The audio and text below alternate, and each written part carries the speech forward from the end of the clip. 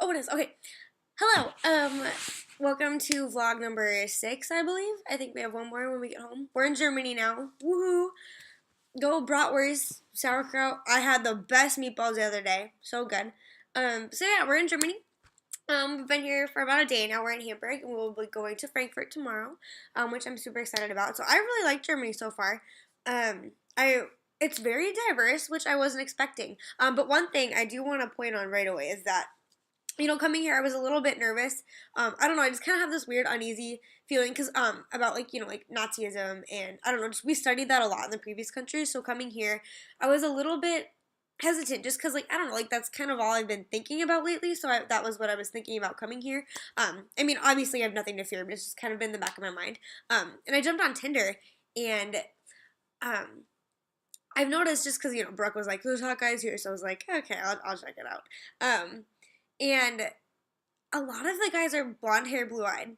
And I know that was a characteristic of, like Hitler Youth and a lot of the soldiers and the people, a lot of the Nazis, the younger Nazis especially.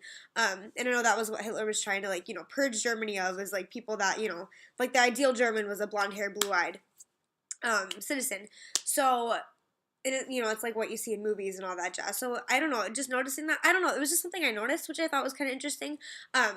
On Tinder, at least with the younger crowd, and whatnot. But I mean, walking down the streets though, this has been the most diverse country for sure. Lithuania, really not diverse, but that's okay. It's a smaller country.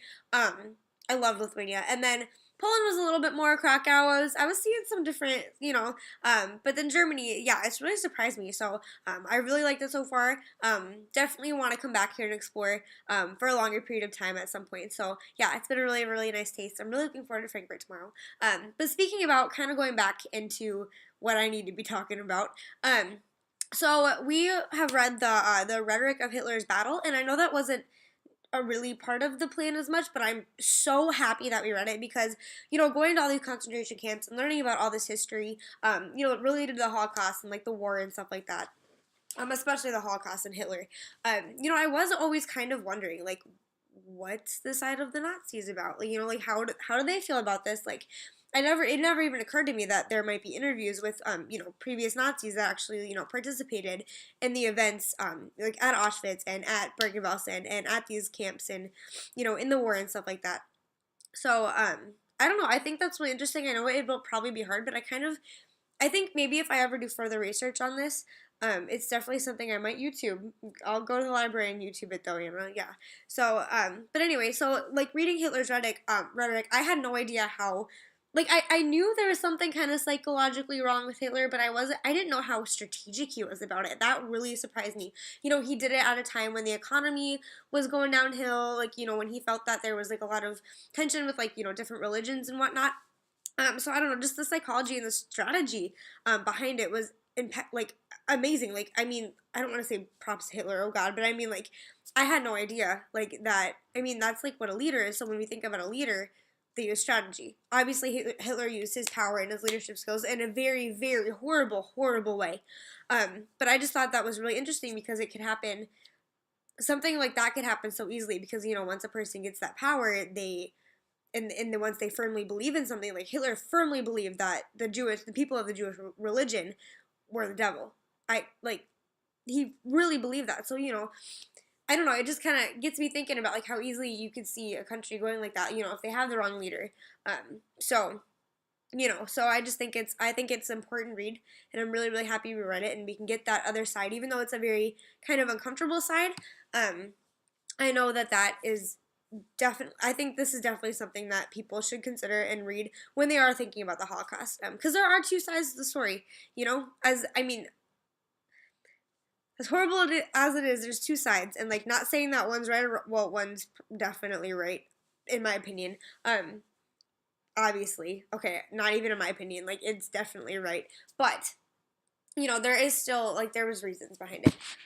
So then today, kind of to go on the Holocaust, we visited Bergen-Belsen, where Anne Frank died, so that was a very different experience. Auschwitz was, it was very two different experiences for me. Auschwitz, it was very heavy, very intense, because, Auschwitz is just what you hear about, what you learned growing up. It's what we were studying in the moment in Poland.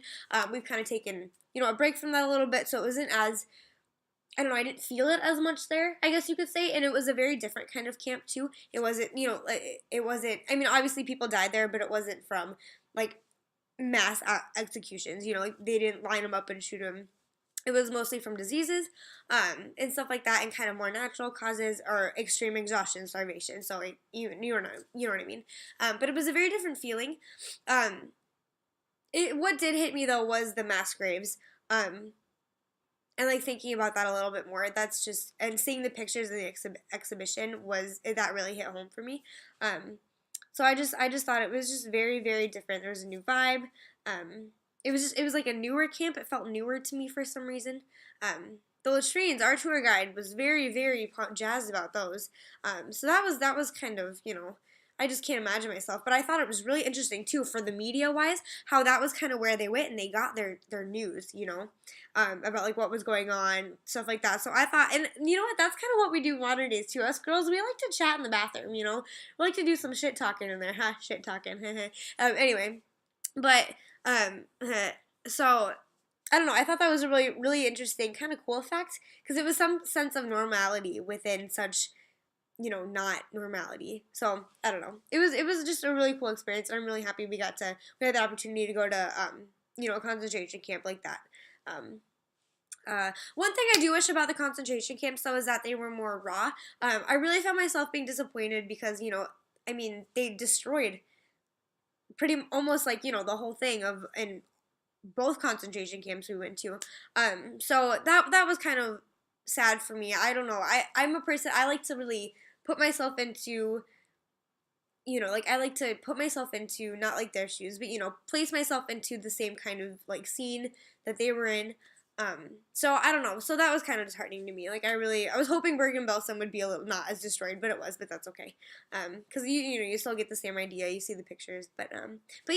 So yeah, we're almost done. Next time I'll be at home. So I hope you enjoy. Bye.